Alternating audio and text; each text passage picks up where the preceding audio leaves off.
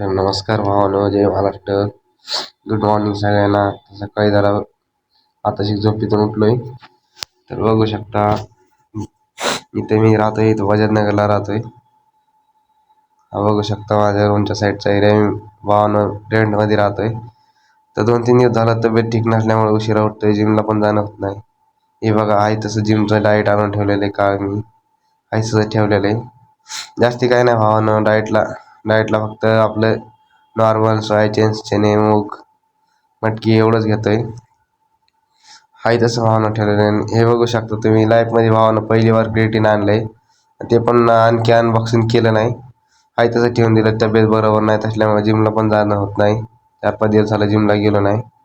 त्यासाठी असं ते भावानं आपण एडिटिंगसाठी लॅपटॉप घेतला होता.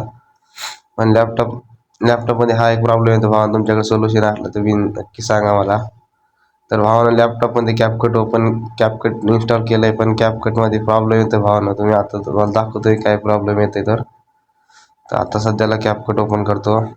जरा नेट भावानं चालत नाही, समजून घ्या. नेट जरा स्लो चालतंय.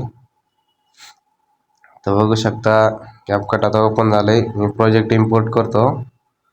त्यानंतर प्रोजेक्ट इम्पोर्ट आल्यानंतर बघू शकता तुम्ही प्रोजेक्ट इम्पोर्ट करतो.